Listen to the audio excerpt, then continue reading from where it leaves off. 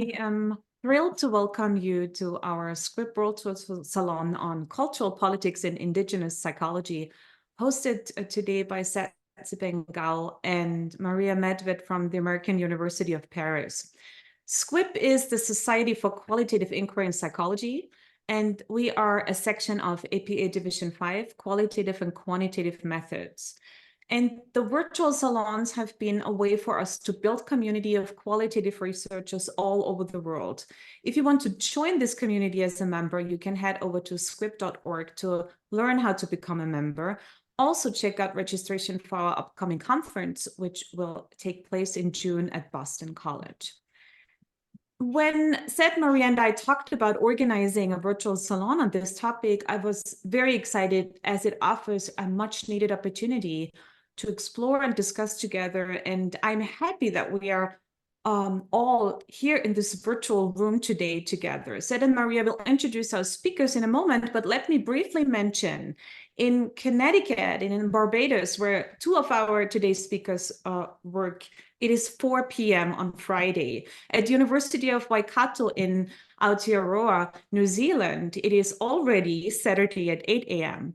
At Monash University, Malaysia campus, it's 4 a.m. in the morning, if you can even see that this is the morning already. And finally, at the American University of Paris, it is currently Friday, 10 p.m. So I am very grateful that we have the chance to all convene together virtually despite the time zone challenges, and look forward to great talks and an engaging discussion with all of you.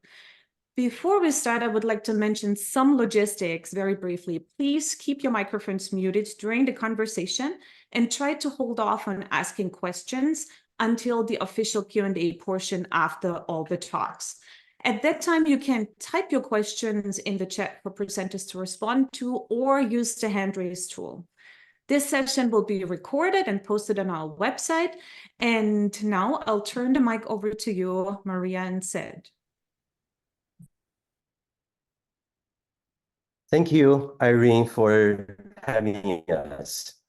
I will briefly talk about the key concept of the edited volume, which is a bigger project which the presentations are part of. So indigenous psychology has culture and politics as its two pillars. On the one hand, culture shapes the mentality of local communities, thus differentiating indigenous psychology from universal psychology. On the other, indigenous psychology originated as a political project amid the decolonization movement. However, the exact relations between culture and politics have not yet been sufficiently theorized. One might argue that culture is a normative system that we draw on to fashion our sense of self, negotiate social relations, lubricate economic activities, and the debate on which political party to vote for. As a culture moves through history, its various components might become canonized, hybridized, appropriated, or tabooed, all of which might signal power dynamics. It is thus not surprising that China's communist movement culminated in a cultural revolution that targeted culture as an obstacle to the political goal, or that a far-right xenophobic group in France proclaimed recently, "Neither kebab nor burger, long live the ham and butter sandwich." This relation is not always negative, but can also be positive. To give one example, many indigenous people's spiritual attachment to nature promises solutions to the climate crisis that humanity is experiencing. In this edited volume, we aim to explicate the multiple ways in which culture and politics are entangled in indigenous psychology.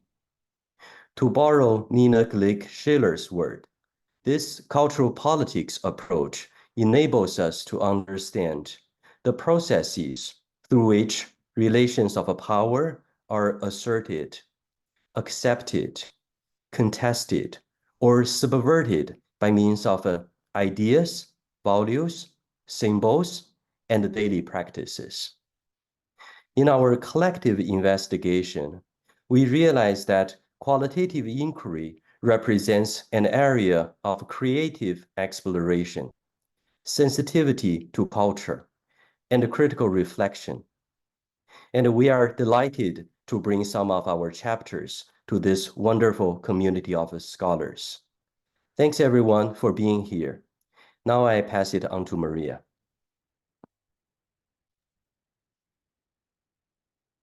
Thanks, Zed, for that introduction of the overriding topic. But before I get into my plug for the edited book, I want to welcome everyone to the salon today.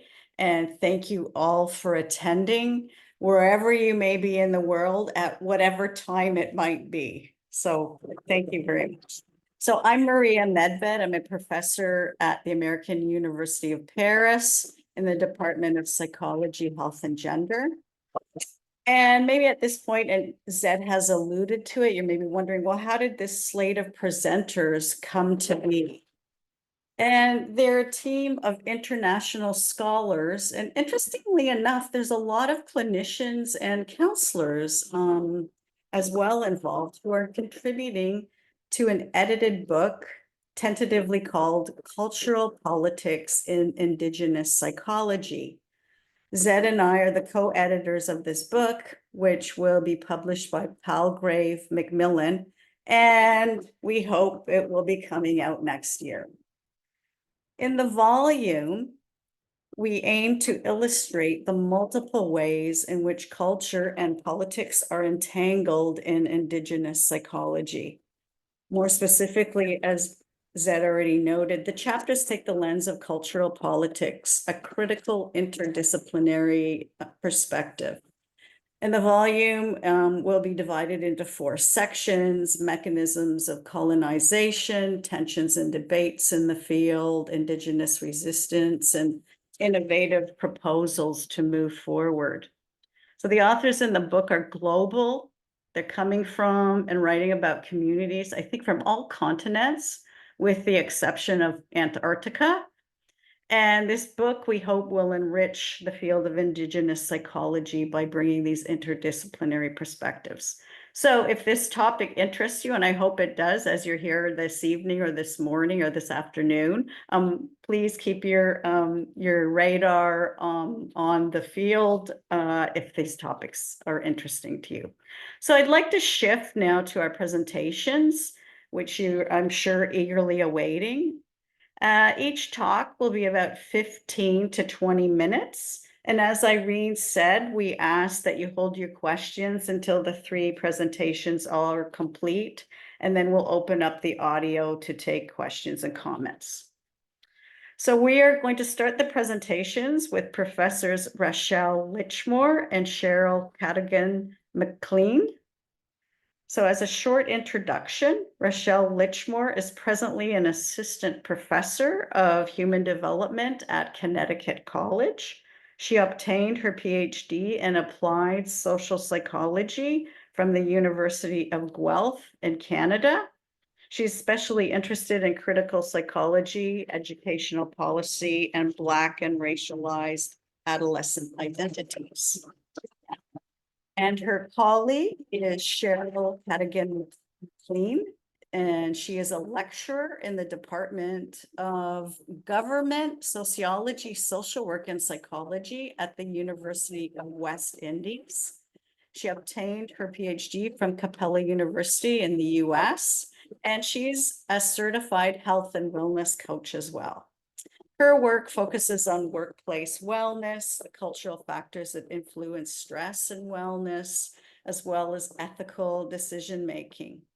The title of their talk is "What is a Black Diasporic Indigenous Psychology?" Please welcome Professors Rashelle Litchmore and Cheryl Cadogan-McClean. Thank you. Thank you so much, Maria. So I'm just sharing my screen. Okay, can everyone, the usual Zoom process. Can everyone see my screen? Great. Yes. Okay, so as Maria said, I'm Rashelle Litchmore. And so the name of our talk and the name of our chapter is What is a Black Diasporic Indigenous Psychology? And one of the things that I'll address is, whether or not the terms diasporic and indigenous are contradictory. So just to get started here, so our questions in thinking through, how to address this topic were, what are the unique socio-historical, political, cultural, linguistic, and economic contexts that are relevant to our populations of interest and that would shape the development of indigenous psychologies for these populations? And specifically, we're speaking about Black people who are categorized or identify as Black in the Caribbean and in Canada.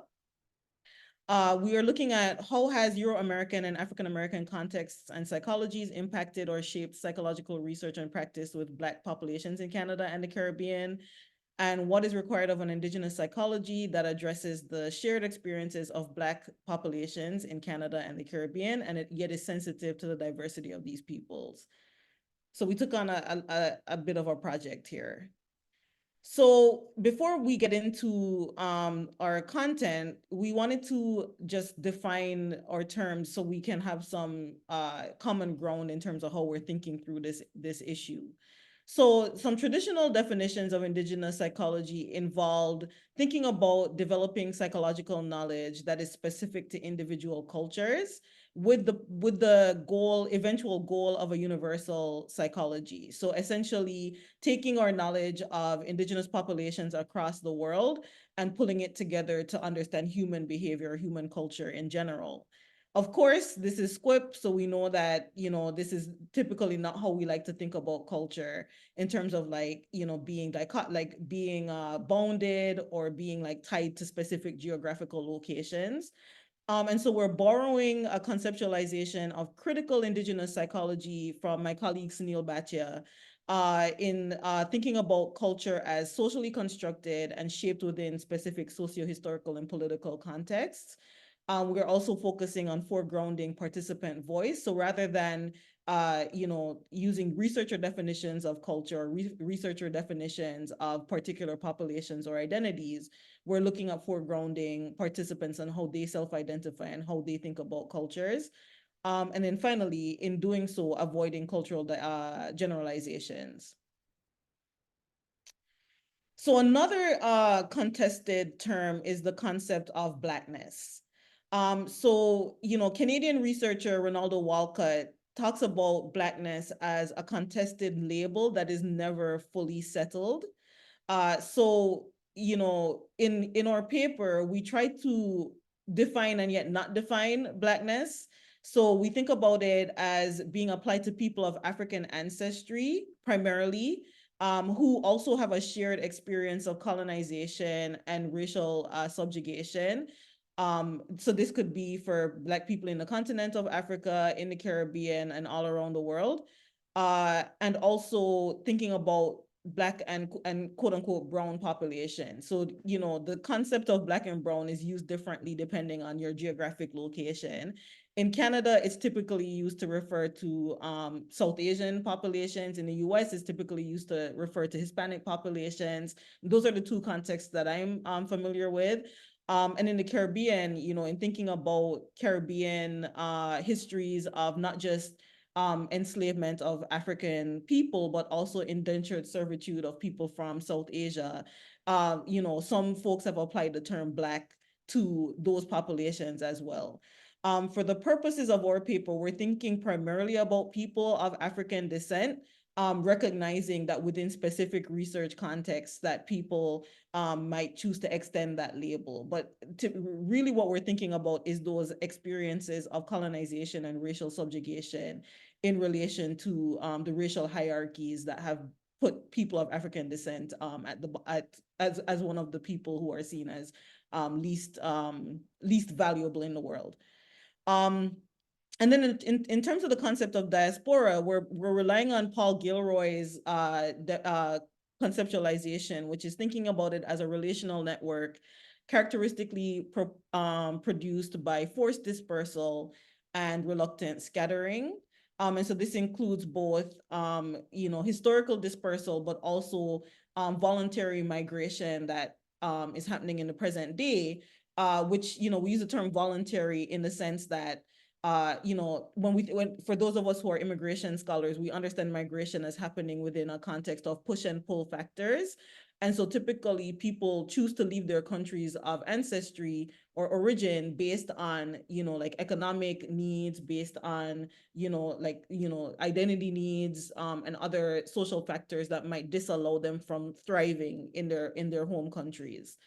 And so in thinking about diaspora in this way, and in thinking about indigeneity, because indigeneity typically tends to refer to people who are in their homes, right? Like, so peoples who they're born in a particular place, their people have stayed in that place for centuries, for generations. Whereas diaspora thinks about dispersal. So we're, attempting to bring these two concepts together, because if we're relying on critical definitions of Indigenous psychology, as well as, Gilroy's definition of diaspora, that idea also involves like continued interconnections across geographic locations, as well as a recognition of people's ability to take up space, or to call the places of like their host countries, for lack of a better term, home, right? And so we're thinking about multi-generational Black populations in the Caribbean and in Canada. So again, we're focusing on, so why focus on Canada and the Caribbean? Well, first of all, I'm Jamaican Canadian. So my identity, we research what we know, right? And so I grew up in Jamaica. I lived in Canada for the majority of my late adolescence and adult life thus far. I've been in the United States for only 5 years now, and I came for work, not because I wanted to move here. I moved here in the middle of the Trump presidency, so. And so, so like this is a personal connection for me. But also, we were thinking about it because Canada and the Caribbean are geographically proximate to the United States, and the United States is the birthplace of Black psychology. So, when we're thinking about Blackness in psychology, typically we're thinking about African Americans. And so we were curious as to how research on African Americans has, if at all, impacted research on Caribbean populations and populations in Canada, given this geographic proximity. Okay, so I'm going to turn it over to Cheryl. Good afternoon, all. Right, just to pick up where Rashelle left off, in terms of the context of the Caribbean, a lot of our people, so our Caribbean diaspora, have actually settled in Canada, as well as the US and Britain. So hence the relevance of the connection and what we're looking at in the chapter. To give you an idea of the Caribbean in terms of the context, geopolitically and geographically, we're actually located between North and South America, with Central America to the west. And that is significant because a lot of our funding, a lot of our education of Caribbean peoples takes place in North America. So we are very much so influenced by North America, both the US and Canada, in terms of our culture. Our history too, with regards to colonization, really makes the Caribbean region a potpourri. The focus that we are taking actually would be the islands that you can see to the right of the screen. Many of them are English speaking, but we also have French, Spanish, and Dutch speaking based on our colonial past. So we are small island developing states. In that way, we have certain vulnerabilities that with regards to economic dependence, to first world countries, and also being part of the global south, we have vulnerabilities with regards to climate change, our positioning in terms of geographically, in terms of being on a hurricane belt, and also with regards to plate tectonics, earthquakes, and volcano activity as well, affect us. So in that way, our populations are very dependent on North American culture, one, funding, two, and that has a great impact on our psychology.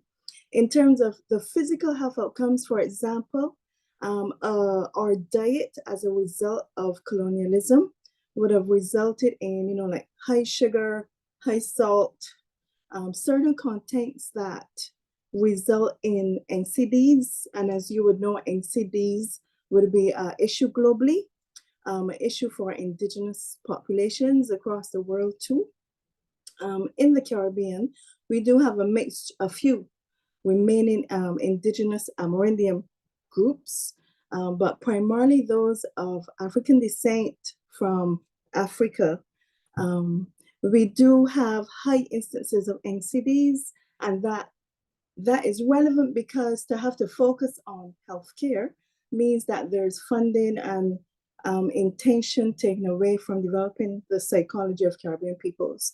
Equally to some of our researchers have found that, so for example, Frederick Hicklin have found that our colonial past has resulted in an effect on our mental health and our presenting social problems like crime, for example.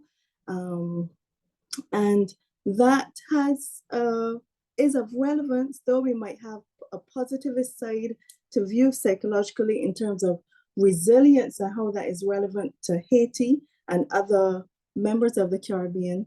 We also have the side of considering that in a population where there's great stigma and with regards to mental health and hence limited use of psychological services, there is limited attention on psychology as a discipline. And that means that to actually enable our population's physical and mental health, we still have some ways to go in that light.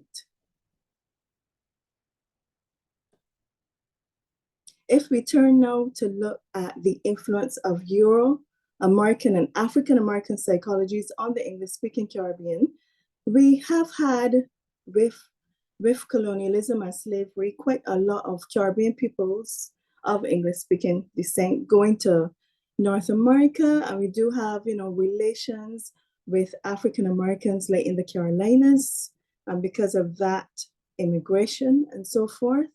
But what it has, and actually I'm starting with the last point first, with regards to the African American connection, there is mainly dialogue. There has been research by persons of Caribbean descendants who now live in the diaspora, who argue for the development of a Caribbean psychology that recognizes our history, our current cultural nature, our peculiarities geographically. So for example, like Sutherland. In the English-speaking Caribbean too, psychology is a very young discipline. And what that means, for example, is that our first undergraduate degrees really only came about since the 21st century, so the early 2000s. It has a greater history like in the Spanish-speaking Caribbean, like Cuba, Puerto Rico, etc., dating from the 1950s. But to be a young discipline means that the focus politically, if you think about subjects and areas, is limited and is only now developing. Many psychologists in the region studied in North America, and this has to do with where we were able to obtain, scholarships at the time from, and still now even funding, and even when I consider presentations by, some embassies sometimes, etc., the funding is still very North American. In terms of the Euro-American psychology influence, because of where we studied, because of our geographic location in the Americas, there's a high reliance on theory, practice, and research from our Caribbean, from our North American colleagues and also British. In that way, we have yet to develop, and there is limited scholarship that looks to develop Caribbean psychology from a more Indigenous point of view. And we'll say a bit more about that later. Rashelle?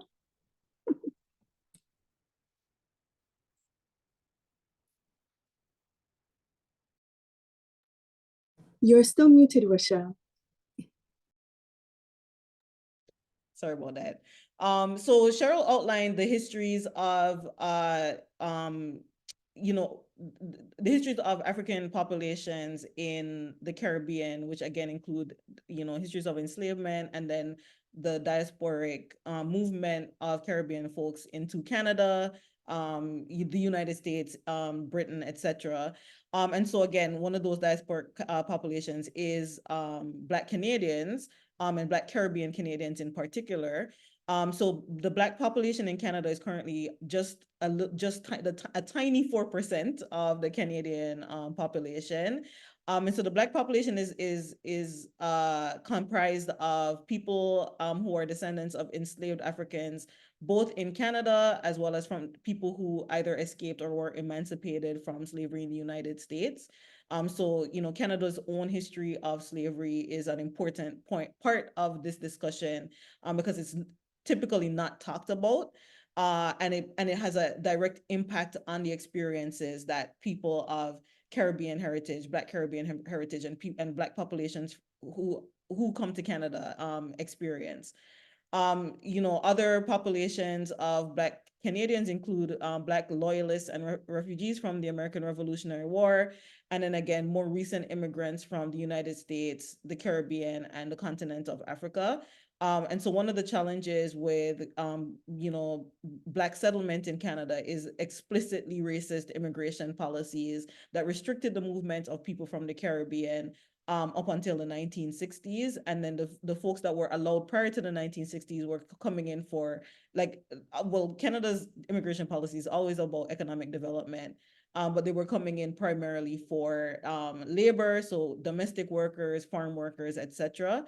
And so this has had an intergenerational impact on the experiences of Black populations and Black Caribbean folks in particular. And so Canada, like the United States, has a strong anti-Black discourses, and this is demonstrated through educational exclusion, disproportionalities in terms of being victims of violent crime, economic disparities, etc.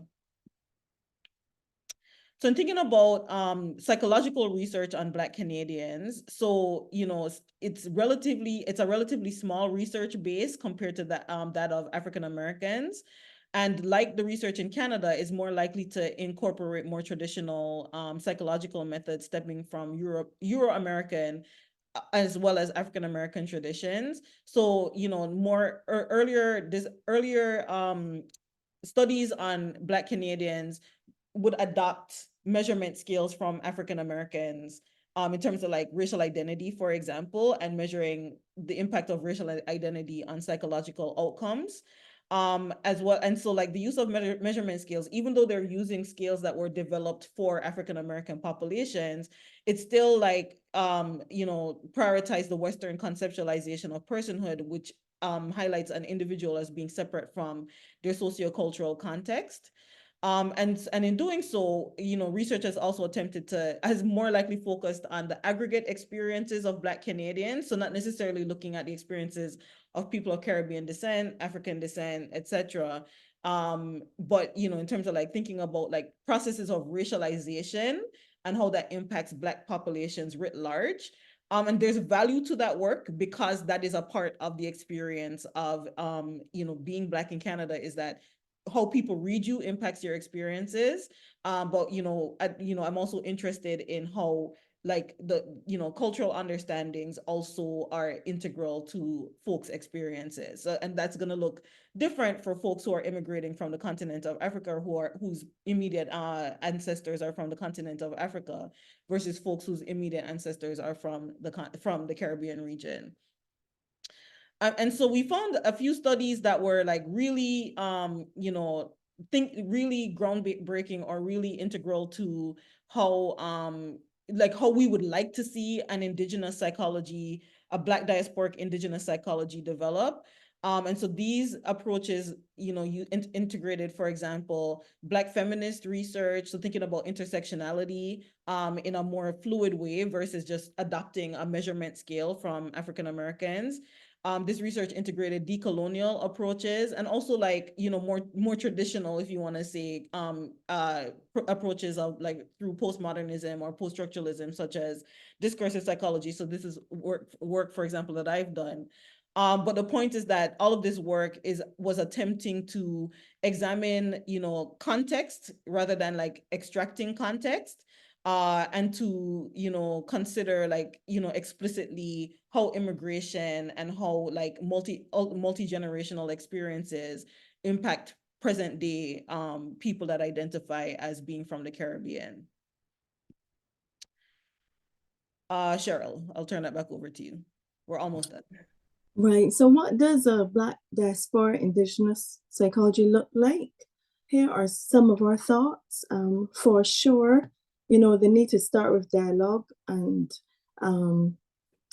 also theory building on the area. We do have the Caribbean Alliance of National Psychological Associations, which brings together Dutch, Spanish, French, and English-speaking members of the Caribbean. And that has been useful because for about 5 conferences now, we've been able to start to discuss and collaborate on research that no longer looks as positivist and quantitative as it used to, but moving more into qualitative methods and trying to get at Caribbean people's voice. So some of the criteria that we have seen as important to include would be, definitely to take into account the cultural diversity, yet the generational and community mental health based on our socio-historiographic paths, and also to take into account approaches that have been applied with similar peoples, across the world. And I've only just started to look, for example, at the work on Indigenous people within Australia. And then finally, just thinking about, again, incorporating those socio-historical processes and thinking about, not necessarily culture as, as static, but as based on shared meanings, beliefs, and experiences that is continually in flux. Looking at the intersectional experience as related to social class, gender, economic circumstances, etc. And then thinking about epistemology and ontology in framing and carrying out research. So one of the things that Cheryl and I discussed as we were writing this is the idea that, for Caribbean researchers in particular, and even for Canadian researchers, they want the stats, right? So this is a qualitative discussion that we're having, but for a lot of folks who are policymakers, they want to know what percentage of Black Canadians, what percentage of Black Caribbean folks experience X, Y, Z. And so if researchers are carrying out research from that in order to get those statistics, to be explicit about why and the usefulness of it, and also, again, to incorporate approaches that are more flexible in capturing people's day-to-day experiences. And so that's all.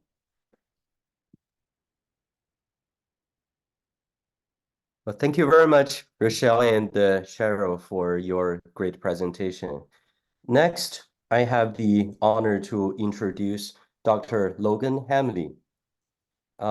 Dr. Logan Hamley, allow me to try to pronounce your name in Maori, Gati, Hongji, Wanganui.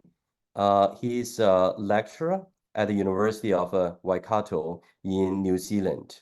His research primarily explores the intersections of Indigenous youth identity, masculinity, and place/space as how these intersect with the Maori culture. And his presentation is entitled Cultural Politics, Authenticity, and Strategic Essentialism, exploring how urban Maori youth navigate Maori identity. Now I pass it on to you.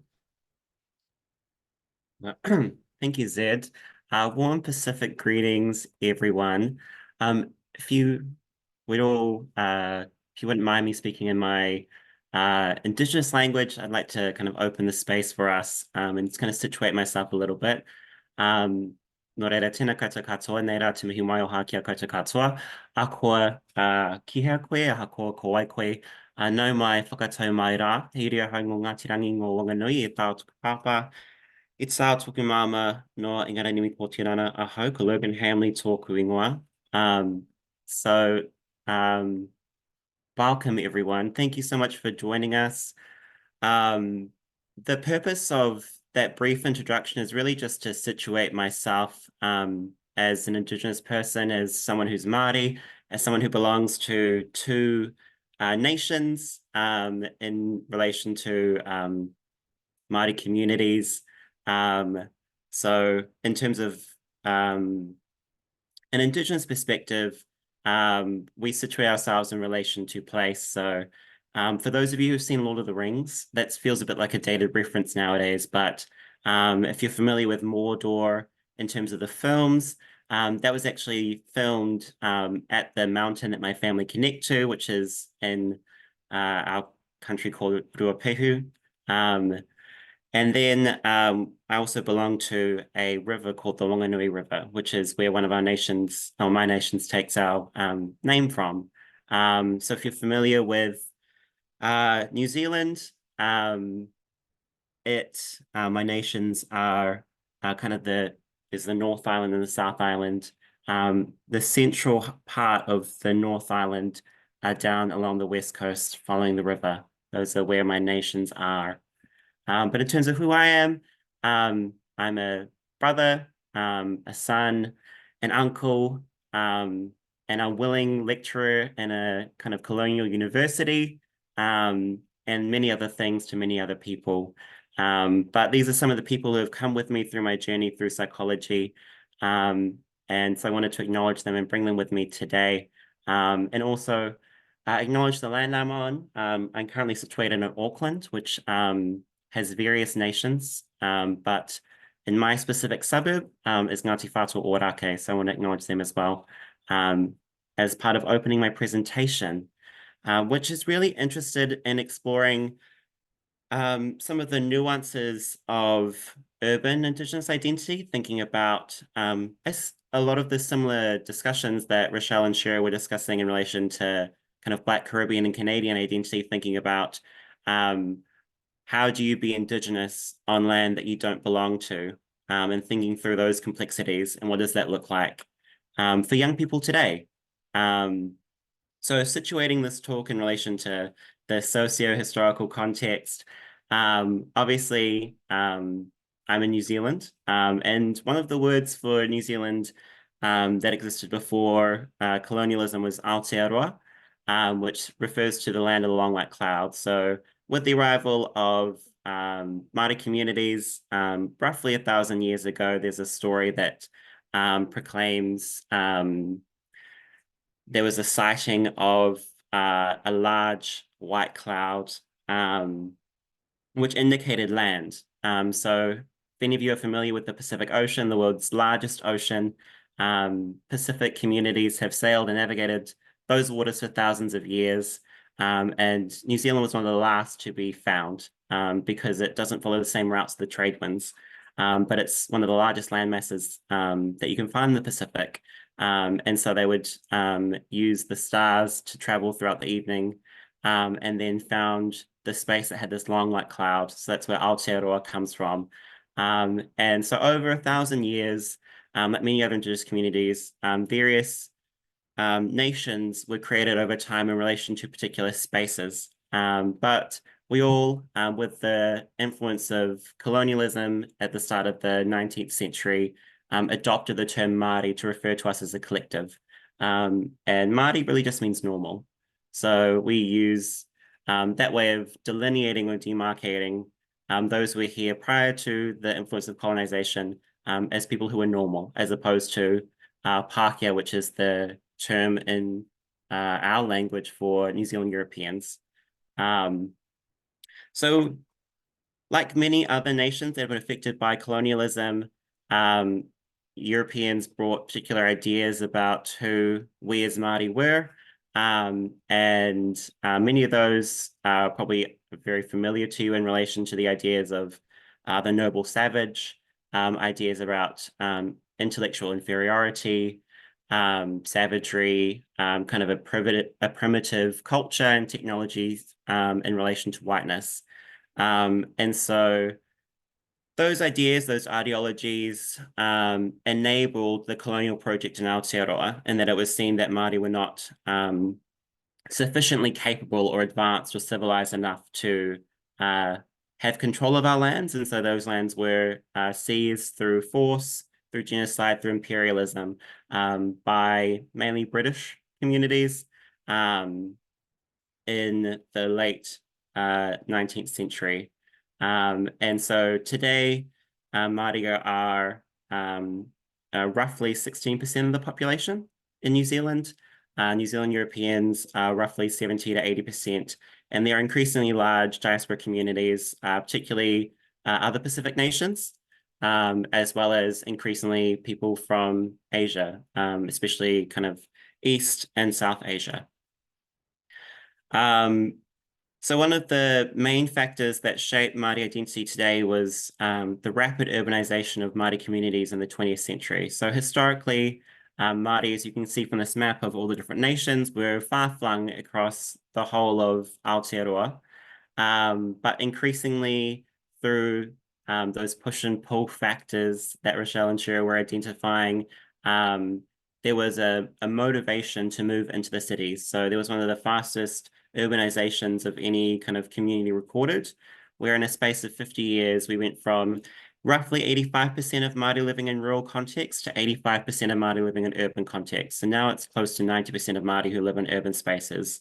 Predominantly Auckland, where I live, Wellington, Hamilton, Christchurch, and Dunedin. Those are kind of 5 of the largest cities in New Zealand. And so, like many other Indigenous communities, our sense of identity is shaped historically through our connection to a particular space. So my mountain and my river that I talked about are roughly 300 to 400 kilometers away from where I stay today, and I live in someone else's nation. And so what I was really thinking about is how do you make sense of your identity when how Indigenous people are constituted traditionally is through relationship to a particular space. What do you create instead? Especially because given the impacts of colonization, there's been a revitalization of the Māori culture, of the Māori language since the 1970s. So they did a study in 1975 that found there were roughly 150 kids under the age of 18 who could speak our language. So in the space of 100 years, we went from every Māori young person growing up speaking their language to less than 150 speaking it. Which is not uncommon to other Indigenous contexts as well. But because of that research, there was this big movement to, for want of a better word, re-indigenize ourselves and to constitute this is what matters to us as Māori, this is our identity, this is what we stand for, and to kind of reclaim our ways of constituting who we are as Māori people. And so a big movement for that was around language. So this is Kia kaha te reo Māori is, made the Māori language be strong. And another one is about belonging to place. So historically, we lived in what's known as papakainga. These are kind of communal villages around which were marae, which is a communal area where there is a wharenui, which is a speaking house, essentially.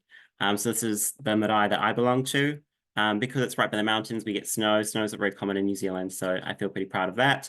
But essentially, what we were doing is constructing this strategic essentialism to create this distinctive identity that was separate to New Zealand Europeans, to emphasize our indigeneity, our belonging through place and through language, and having this particular sets of qualities that denote what Māori identity is. But obviously, we enter into these tensions because not all Māori have access to these equally because of the influences of colonialism and increasingly neoliberalism. So for those who live in urban contexts, many cannot afford to return home or return home frequently. But But increasingly, there's this idea that being in these spaces on your land is what constitutes an ideal identity for Māori communities. And so inevitably what has kind of come about are these ideas of a hierarchy of Māori who reflect these ideals that we've constructed as being kind of implicitly better than those who are less able to access that culture. So my research, I was really interested in how Māori youth differently embraced or resisted these discourses of authenticity to create their own sense of identity as Māori. And I engaged in kind of critical qualitative research, but through a kaupapa Māori lens. So some of you may be familiar with the work of Linda Tuhiwai-Smith, who wrote Decolonizing Methodologies. A lot of this work is inspired by her approach. But I also engaged in Indigenous story work, which is an idea that was crafted by Joanne Archibald, who I believe is Coast Salish Canadian, as well as the work of Jenny Lee Morgan, who's another Māori researcher, where you craft narratives. And my interpretation of that was poetry. So I interviewed 22 young Māori men in Auckland around how they made sense of their identity, and then used that to create poetry that explored different ideas I was interested in. So I wish I had time to share the poem with you that I constructed around this idea. I'm more than happy to share it. It's also included in the chapter, but instead what I've opted to do is speak to some of the key themes of the research and then include some quotes from the young people.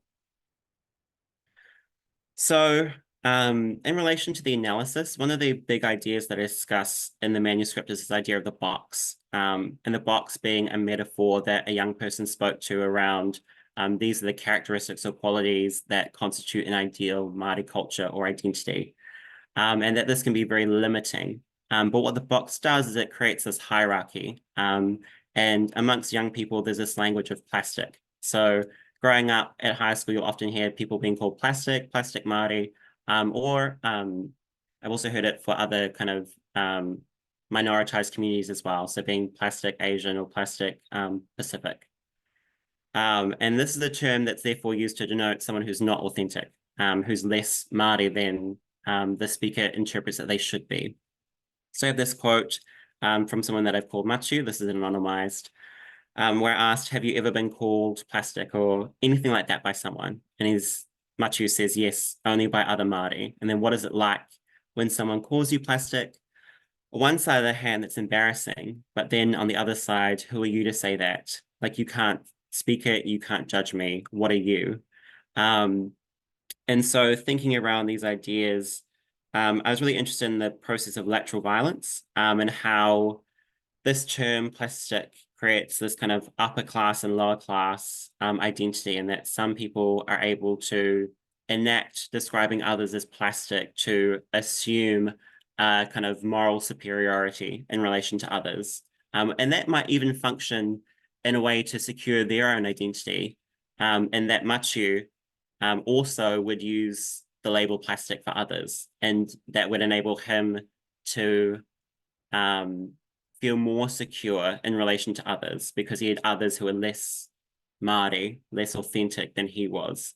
And so I was really linking this to this sense of repressive authenticity, and that there's this idea of a pre-colonial identity as Māori that some have, some invoke through the term of plastic to shore up their own identity challenges that they're experiencing. And what I am really interested in is highlighting the limits of this strategic essentialism. So strategic essentialism as an idea by Spivak is the idea that we have to constitute some sort of category amongst ourselves to then speak back to issues like colonialism. So we have to say that being Māori or having a connection to the Māori language is important to us in order to claim back resources from the government, to recognize that we need funding to open up schools to promote the use of our language.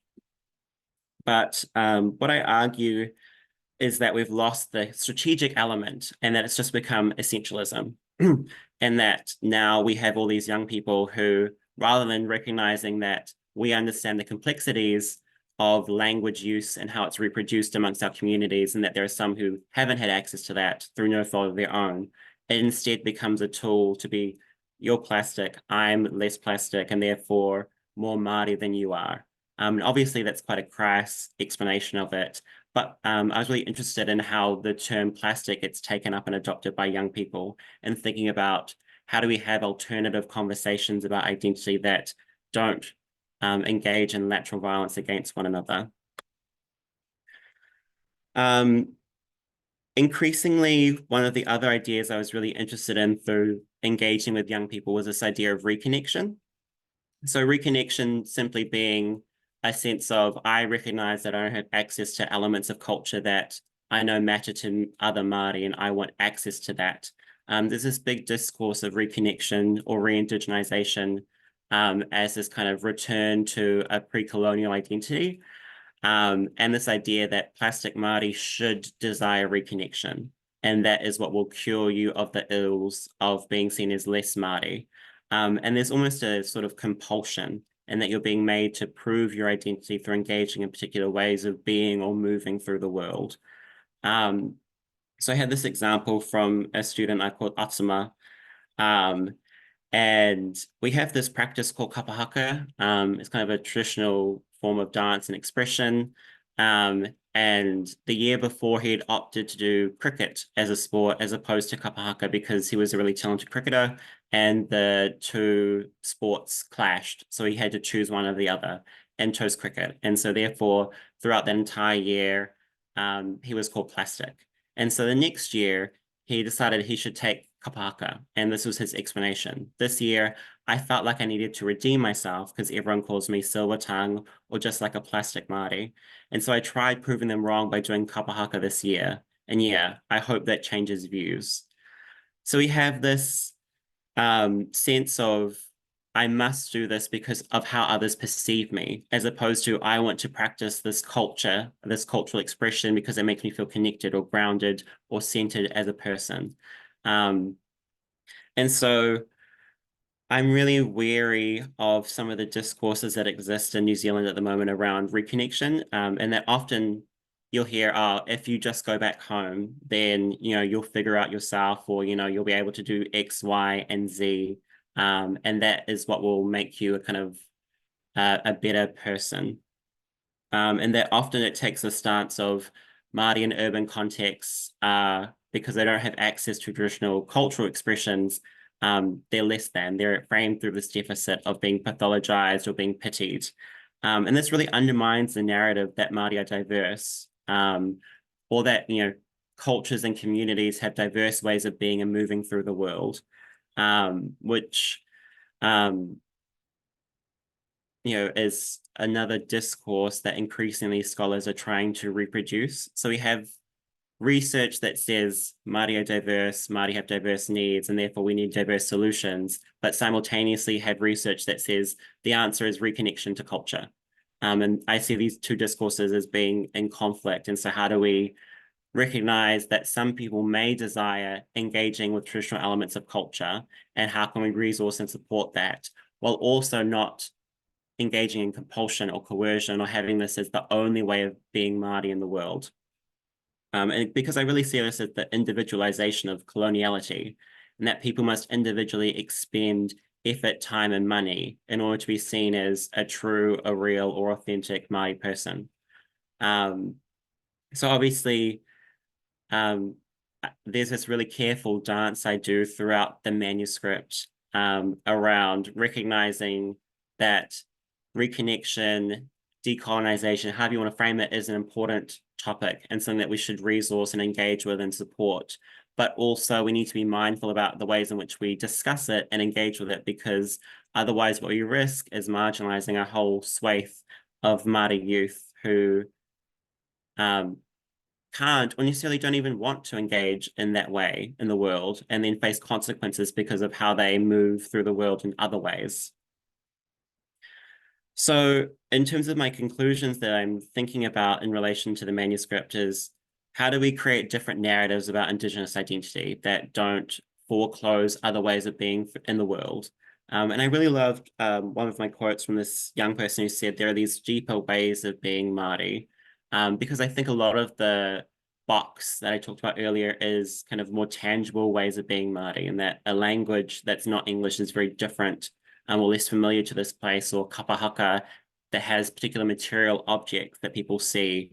But actually the deeper ways of being Māori are often values that are reproduced socially within families that may not have been on their land for multiple generations, but through how they express care, love, affection, are still embodying very Māori ways of being through the world. And so those practices tend to continue on and persist even when the language or other practices may have faded away within a community. And that these are often expressed in mundane sites and spaces, and kind of proposing how do we engage those in how we talk about being Māori. And then one thing I'm trying to do is kind of subvert this idea of plastic and to recognize plasticity as a sense of malleability, and recognizing that plasticity can offer us something different, and that recognizing that cultural forms and expressions can shift and change over time. And so I have this quote that I think kind of summarizes some of my ideas. At the end of the day, I'm Māori. I'm Māori not necessarily because of the color of my skin, but how I choose to live my life. I represent my culture with pride. If they can't see that, it's not my problem. So how do we have this conversation where we recognize different ways of being in the world as Māori that open up space for young people to imagine themselves beyond categorizing culture as a box to a relational practice, which I think better or more accurately reflects an Indigenous worldview anyway. Yes, so I want to leave you with those thoughts and just recognizing some of the work that inspired my thinking.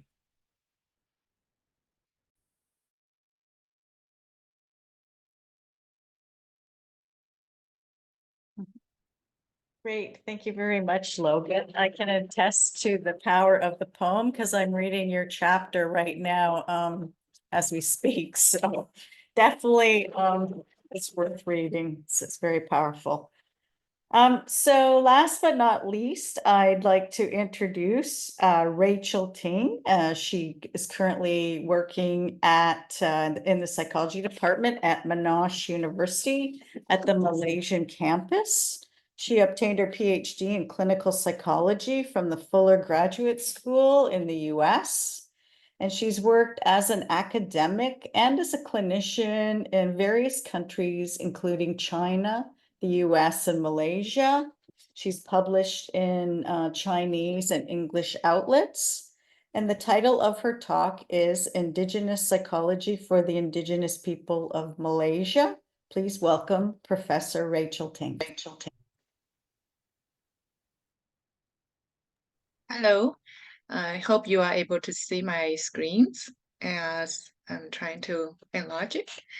Though I'm working in Malaysia, but currently I'm based in Texas, Houston, so that gave me some advantage of the time zone to be alert in my presentations.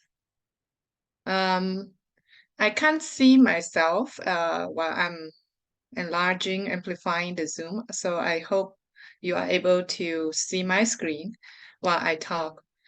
I am a Chinese born in Malaysia. I'm the third generation. You can call it a diaspora Chinese in Malaysia. But today I'm not talking about my Chineseness or my own cultural identity, because I want to take this opportunity to give voice to the minorities of the minority in Malaysia. Although Chinese in Malaysia is the second minority, but it still has a larger percentage compared to the indigenous people in Malaysia. So indigenous people in Malaysia only constitute less than 1% of people in the Western Malaysia. And of course, the Western Malaysia and Eastern Malaysia are two different separate islands. So today I'm talking more about the indigenous people in the Western Malaysia. That is less than 1%. They call themselves Orang Asli. Orang means human, Asli means native people, or Orang Asal. That's why a lot of people just simplify the term as OA. So OA in Malaysia refers to the western part of Malaysia. And I was born in the eastern part of Malaysia, which is Borneo Island. So my identity is very intersected as a Chinese and also as a Malaysian, and also Western trained psychologist, and who was also a bilingual Chinese and taught in China.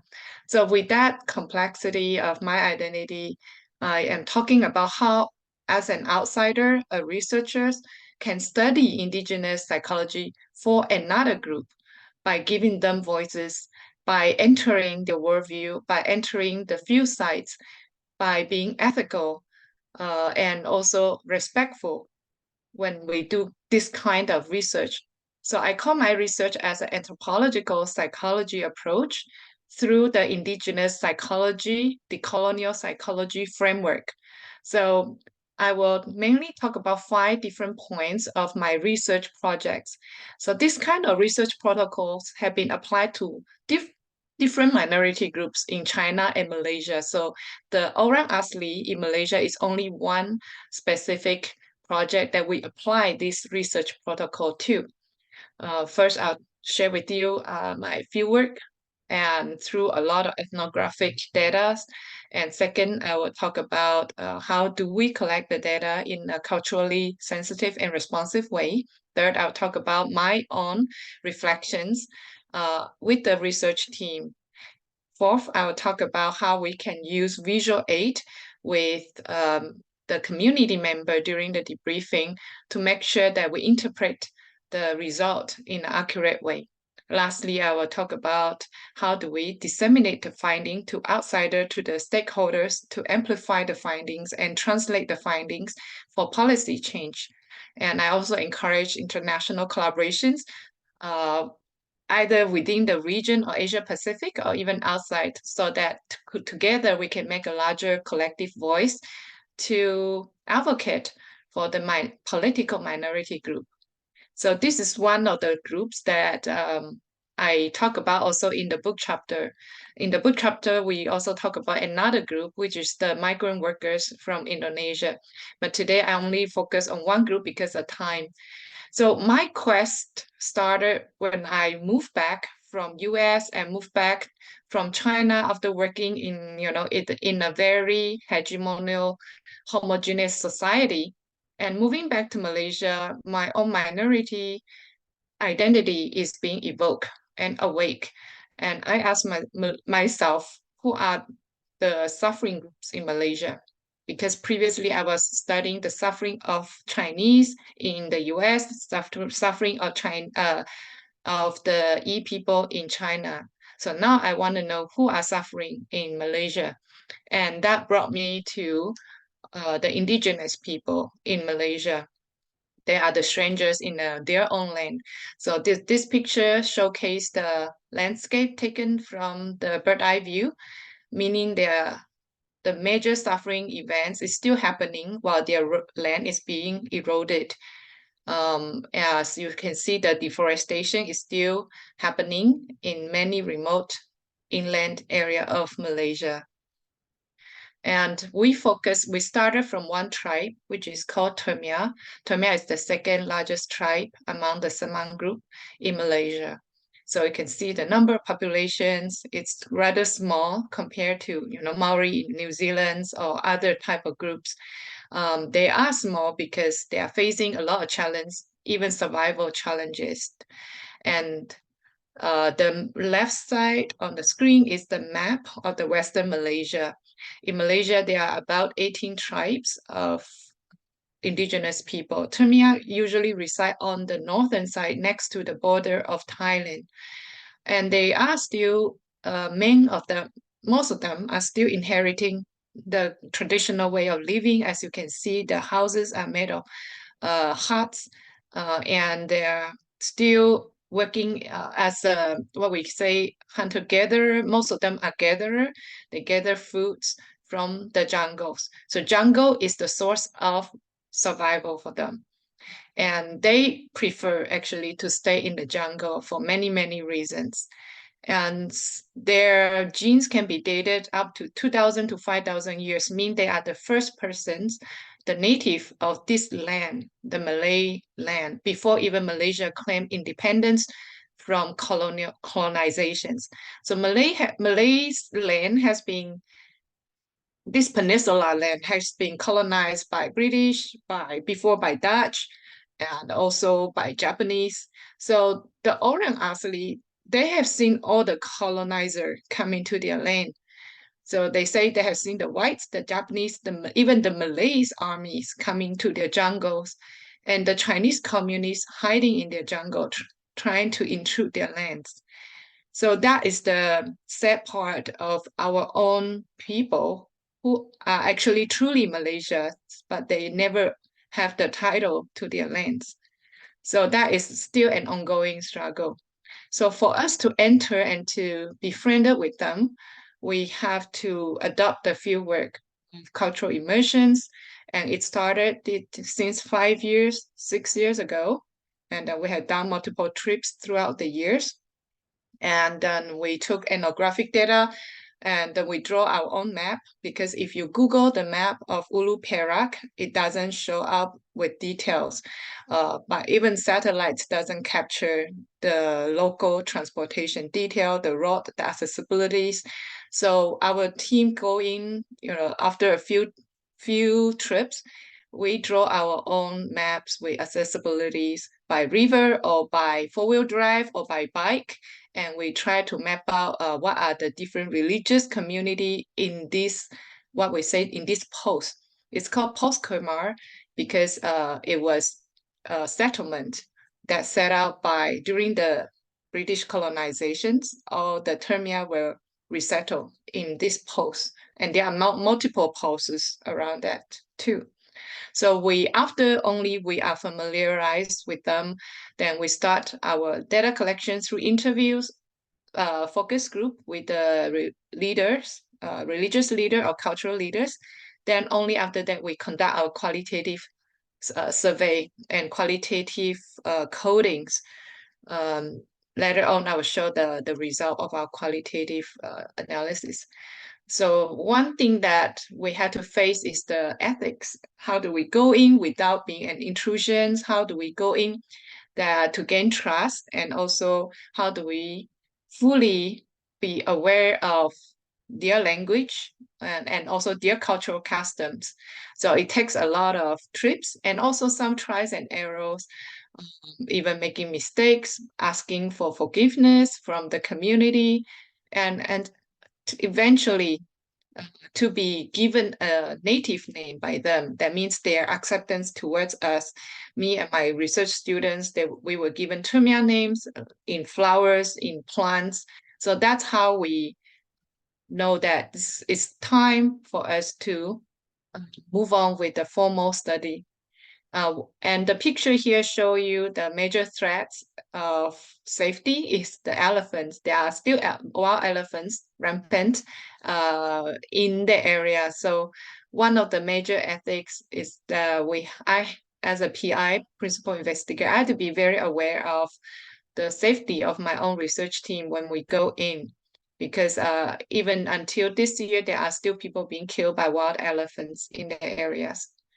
So we have to go through multiple levels of safety assessment and also approval from my institutes to be able to do field works. Even during the COVID-19, we were banned from doing field work.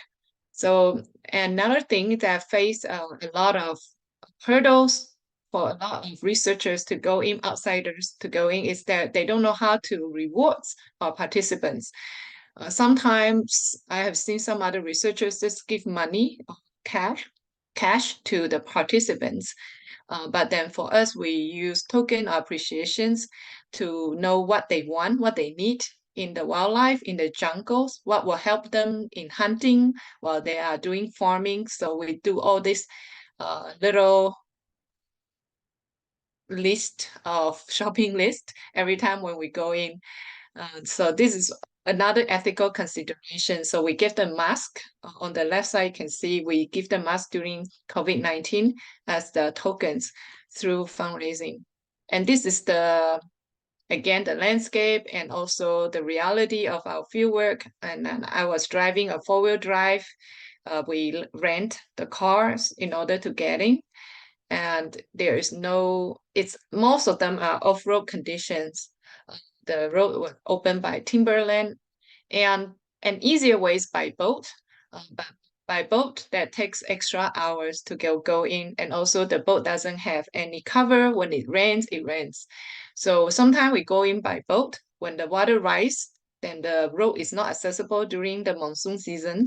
Then we go in by boat, which is safer actually.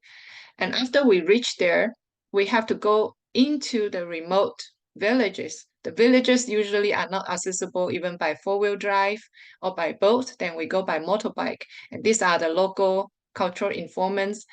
Or we pay them with, a reasonable amount, and they become our driver. They ride us to different parts of their villages. They know the road conditions. They are safe. So these are how we go in.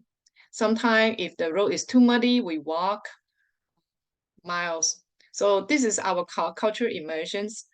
And all my research team, they are really encourages.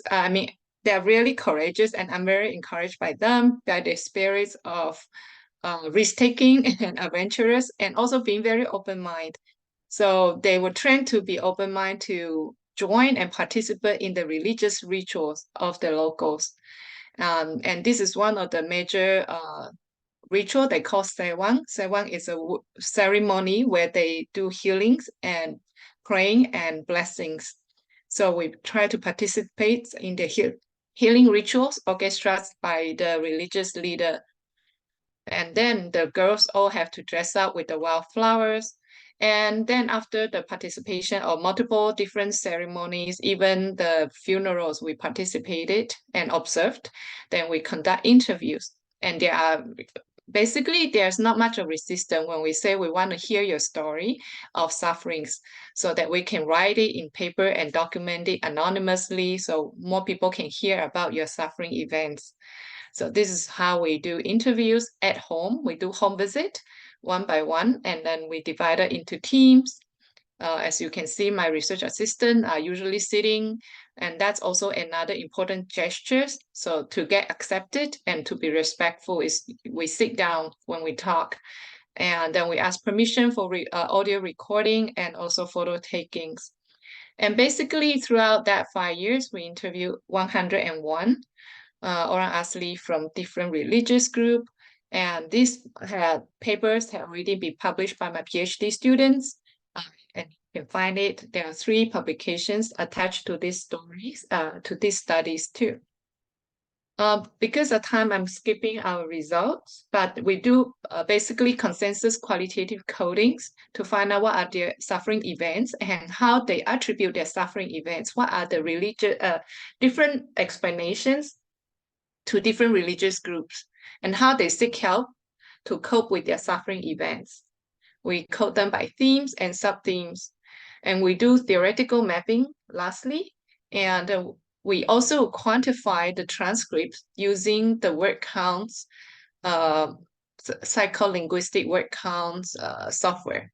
And there's a lot of complicated stuff. I am skipping the results, but basically we want to acknowledge that although orang asli, although Termia, they are one tribe, but they can also having diversity by religious conversions, and there are other factors that has created a whole spectrum of Termia mentalities, and this is how we map. So as we study, we also acknowledge we are biased because our research teams led by me, I'm a female, and most of the participants open up to us are females. And so we got more female participants. And then we also have cultural biases because our team also consists of non-Termia. We have Chinese, we have Malays, we have Indians, everyone's it's quite a diverse research team when we go in and try to build friendship and study the orang asli mentalities, and also acknowledging the power differentiation between Chinese and Termia because Chinese have been holding a lot of economic powers. So Chinese, even we are minority, but in the community of Termia, we are the boss.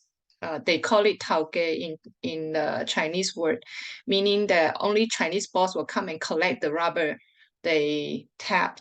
So in a way, they might not be fully comfortable with us or might not fully disclose their struggles related to Chinese negativity. And also religious biases. I'm a Christian, and also I connect better with the Christian community there compared to Muslim community. And whereas my research assistant who is Muslim connect better with Muslim community. So it's good to have diversity among the teams. And then every night we had debriefing, even though we do feel well. So this picture is taken during the nightly debriefing, where everyone share about our perspective, observations, and then this will help us to overcome our cultural myopia and blindness. So in a way that everyone can share our emotional reactions when we hear different stories. And a lot of time, there are a lot of guilt and anger being triggered when we heard about suffering events, a lot of social injustice, a lot of grief that even we share from our participants. We need to process that in a group. That's why we do debriefing every night. And if we want to come up with a model of identity, we will start from more of the worldview, the indigenous way of knowing, for the more rural side of Orang Asli. And it's usually very spiritual, a very spiritual base, but then also ecology based. Like what Logan talk about, nature, water, mountains, everything is connected to their identity. And there is community, strong ties, and very land-based identity. They'll talk about, I am from this land, I'm from this tribe, not I'm a Malaysian, they don't base their identity by nationality, but it's by land where their ancestors lived. And we also look into more of the psychological variable of rationality and how they perceive through different conditions. So this is how we study Orang Asli. And we still want to acknowledge that it's not a static, meaning it's not a stable phenomena. It's the dynamic psychology. So when we try to construct indigenous psychology, it's never a once and for all thing. It's an ongoing constructions based on modernization and globalizations. So I don't have time to show this video, but I can put this video links for you to watch it on your own. It's a debriefing video our team edit based on our ethnographic data, our audio interview, so that it attracts their attentions when we show them on our laptop, and also it creates engagement when we do member check, ask them for accuracy of our themes, our interpretation, ask them if there's any additional story they want to tell. So it's a very useful tool in the qualitative study. And lastly, we disseminate the information, the research papers, reports with the official officers who are governing the Orang Asli. And also we went into the hospital where they are serving the Orang Asli communities to do debriefing. So these are the references published, and we acknowledge the contribution of everyone, including the research member, cultural informants, and also the local community. So thank you for everyone's, and hope this collaborations will be ongoing.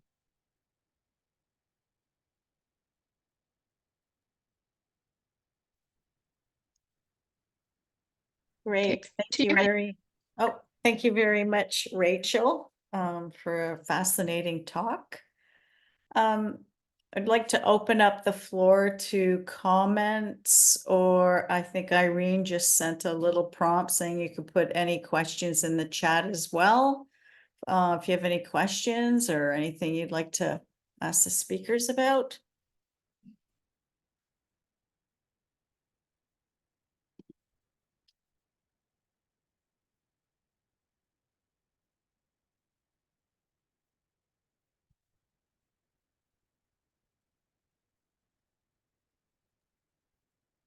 Well, we are waiting for others to come up with the questions. I will give the first one to Rachel. So thank you so much for discussing the methodological aspect. In addition to that, I'm curious to hear more about the indigenous people's own understanding of suffering. Like what did they say from their own intentional horizon.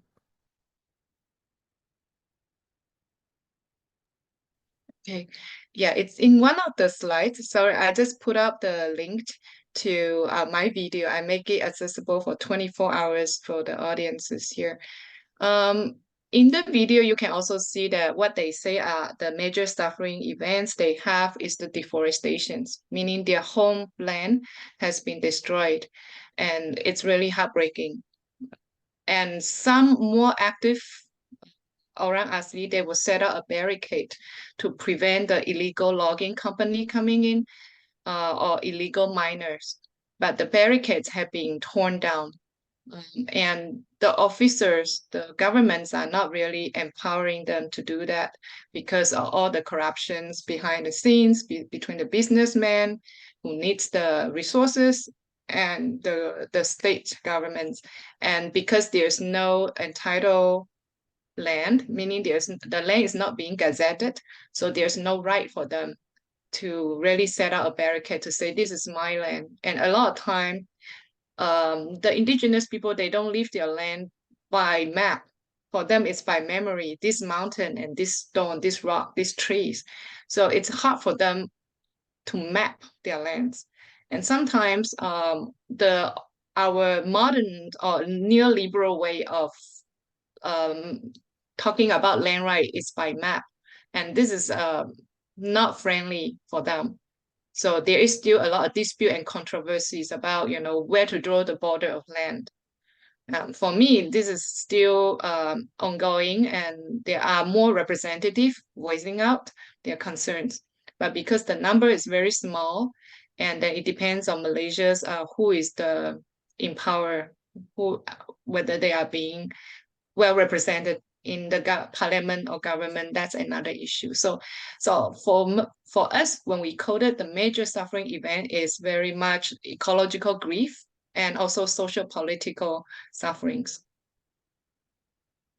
Thank you, Rachel. That's really fascinating. Now we have a question from the chat from Dr. Vernita Perkins, and that's for all speakers. Do you see a shift in moving from the US and the Western Europe cultures to majority world indigenous ways of knowing and being?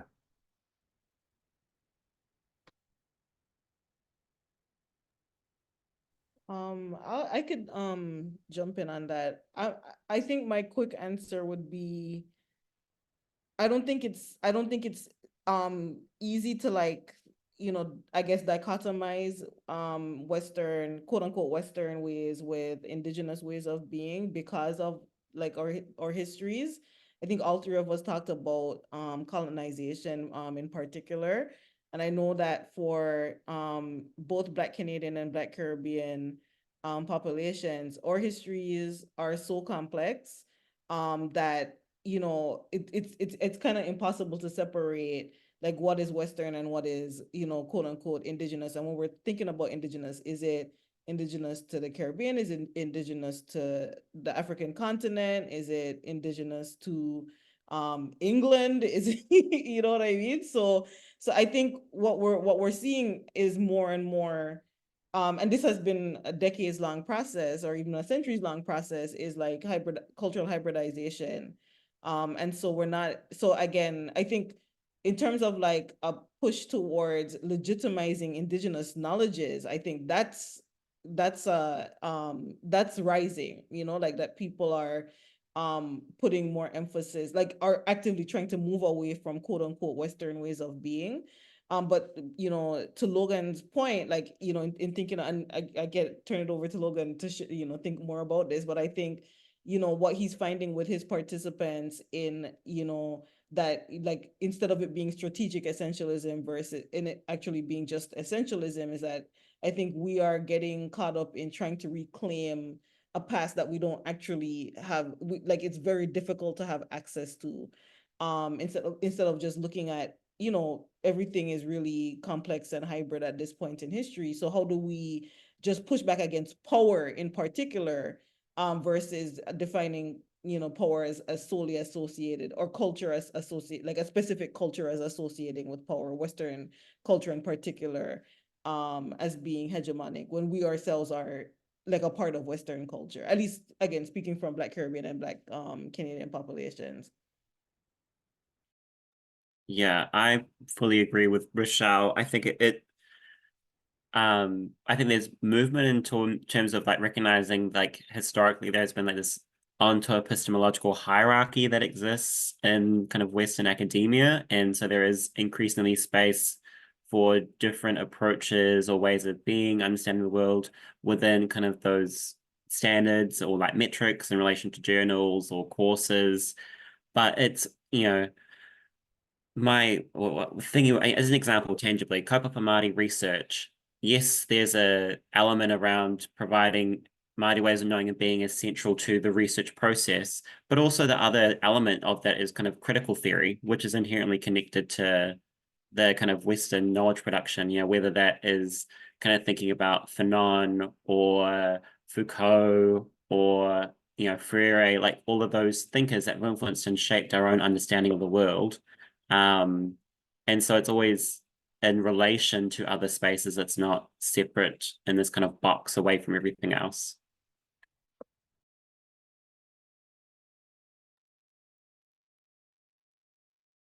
I hope we have a time to do another question. Rachel, you had something to say? I think just added to that, that we as Western trend, I believe all of us are, and then we hold this minority identities. We have certain powers as a messenger and a bridge from higher class and lower class, and we have the advantage to move up and move down. And I always see myself that I can speak, in the ABA conference, I can, go and compete in the publication academics, but I can go down to the fieldwork and meet the people, my own people, and speak for them. So I see this fluidity actually in our hybridized identity as a researchers, to be an advocacy and also to empower the people who are above us and also to advocate for them. So I see that as an advantage. Irene, do we have another 2 minutes for the other question? Okay, wonderful. Thank you. The question is in the chat and is from Lauren Seifert. She said, I have found the late Beim Nsamanen's work on indigenous psychologies to be very influential in my thinking about them. What researchers have been the most influential in helping you to establish your own views in indigenous psychologies?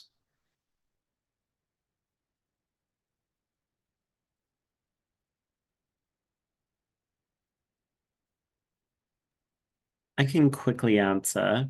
I mean, obviously in my talk, I talked a lot about Linda Tuhiwai-Smith. I mean, that given the context of where I'm located makes a lot of sense. I really like the work of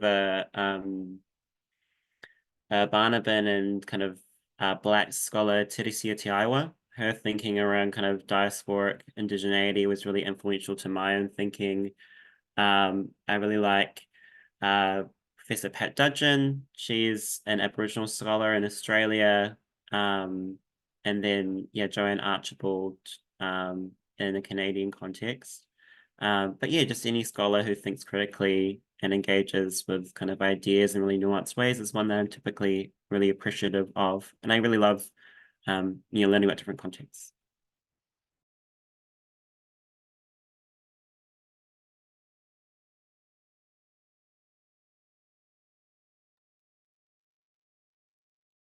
I can speak about a few mentors in my mind.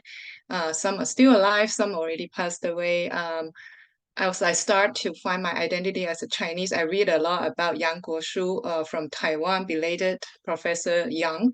He wrote a paper about indigenous psychology. And then I started to get fascinated by that idea, and I found my identity in indigenous psychology. And while moving along, I also read about other like KK Huang, who also passed away recently. And then I got mentored by Luis Sandaralajan, who was teaching me about hybridized identity and also all the new theory. Then we still work together. So there are so many people, that mentors that really helped me and motivated me. in this journey. And that's why I formed this Southeast Asia Indigenous Psychology Networks, so I can pass that knowledge to the people, our younger generation in the regions for that too. I think for me, I think the researchers that I look to wouldn't identify as Indigenous researchers or Indigenous, like people that study Indigenous psychology or Indigenous work. But I think for me, Stuart Hall is my biggest influence, in thinking about cultural identities and diaspora, and really helped me to wrap my mind around, like, again, like as Rachel mentioned, hybridization and fluidity, as well as like being in a specific place and time. So like being able to be both things at once is something because that's something that I was struggling with in looking at traditional psychological research and how it examined identities outside of the stereotypical collectivist and individualist dichotomy. So looking for research that was specific to Black populations and outside of the United States. Stuart Hall has been really influential for me.